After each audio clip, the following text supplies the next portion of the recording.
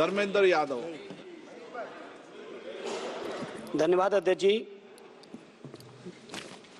मैं इस संविधान के 129वें संशोधन अधिनियम के विरोध के लिए खड़ा हूं। अध्यक्ष जी, मैं समझ नहीं पा रहा हूं, अभी 2 दिन पहले संविधान को बचाने की, संविधान की गौरवशाली परंपराएं की कस्में खाने में कोई कमी नहीं रखी।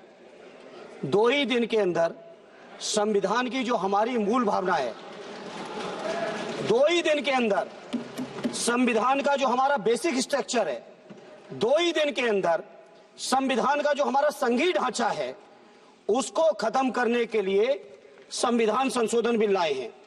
मैं मनीष तिवारी जी से सहमत हूं और अपनी पार्टी और अपने नेता आदरणीय अखिलेश यादव जी की ओर से कहना चाहता हूं, ये बिल पूरे देश के जो अलग अलग भेष, भाषाएं, संस्कृति, क्षेत्र की जो मान्यताएं हैं, जो हमारे संविधान निर्माताओं ने बहुत सोच विचार के मंथन अध्ययन करके ये संघीय ढांचा तैयार किया था, राज्यों का गठन भी किया था, संस्कृति के हिसाब से, क्षेत्र के हिसाब से, भाषा के हिसाब से, परिस्थितियों और समय के हिसाब से। मैं नहीं समझता अध्यक्ष जी, मुझे कहने में कोई संकोच नहीं, उस समय के हमारे संविधान निर्माताओं से विद्वान, बाबा साहब भीमराव अंबेडकर से ज्यादा विद्वान इस सदन में अभी कोई नहीं बैठा, मुझे कहने में संकोच नहीं है। और ये संविधान की मूल भावना को खत्म करके कैसे तानाशाही के रास्ते निकाले जाएं, इसके अलावा कोई काम ही नहीं बचा है। आखिर ये मनीष तिवारी जी ने कहा, कहीं एक विधानसभा के चुनाव अगर कोई अविश्वास आता है, अगर बहुमत नहीं मिलता है, तो क्या पूरे देश का चुनाव कराओगे? पूरे देश का चुनाव कराओगे? ये लोग एक देश, एक संविधान, एक चुनाव की बात करते हैं। जो लोग 8 विधानसभाएं भी एक साथ नहीं करा पाते हो, मौसम देख के तारीखें बदलते हो, वो लोग बात करते हैं एक देश एक चुनाव की। इसलिए अध्यक्ष जी, मैं अपनी पार्टी की ओर से, अपने नेता आदरणीय अखिलेश यादव जी की ओर से इस बिल का पुरजोर विरोध करता हूं और आपके माध्यम से देश के जनमानस से कहना चाहता हूं, ये भारतीय जनता पार्टी के लोग तानाशाही लाने के नित नए रास्ते लाते हैं।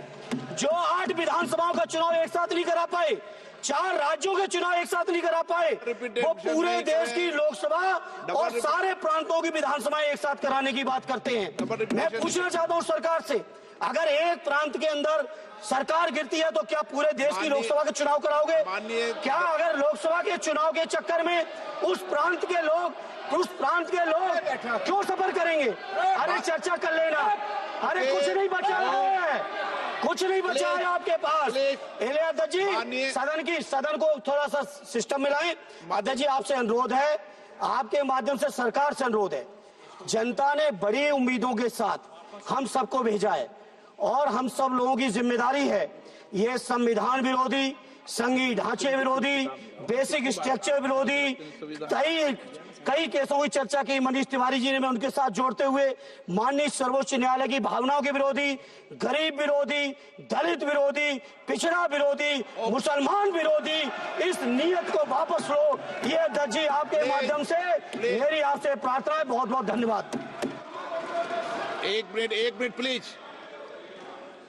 माननीय सदस्यगण, हम संसद के अंदर हर विषय की अलग अलग प्रक्रिया होती है। जब राष्ट्रपति भाषण होता है, जब बोलने की प्रक्रिया अलग होती है। संविधान पर उसकी 75 वर्ष की चर्चा पर जब विषय अलग होता है। आप जिस बिल का विधेयक पर विरोध कर रहे हैं, वो नियम 72 के तहत विरोध कर रहे हैं। तो मेरा आप सबसे आग्रह है कि हम संसद की मर्यादा, परंपरा, उसकी चर्चा को उच्च कोटि की बनाए। तो नियमों के तहत 72 में के परिप्रेक्ष्य में आप 1 मिनट प्लीज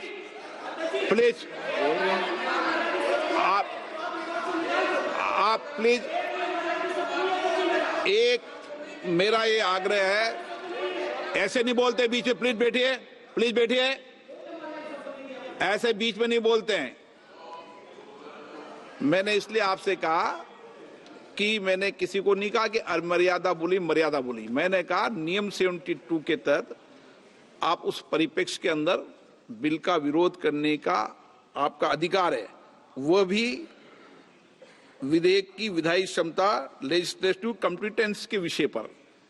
लेकिन विषय गंभीर है, इसलिए मैं सभी मान्य सदस्यों आगे बोल रहा हूं, उस परिप्रेक्ष्य के अंदर वो अपनी बात को कहें, संविधान की मर्यादाओं के अनुरूप अपनी बात कहें। मैं सभी मान्य सदस्यों को पर्याप्त अवसर दूंगा, पर जब बिल पर डिटेल चर्चा होगी तब आप जो भाषा बोल रहे हैं वह बोलने का अधिकार रहेगा। ठीक है, सब सहमत इस बात से?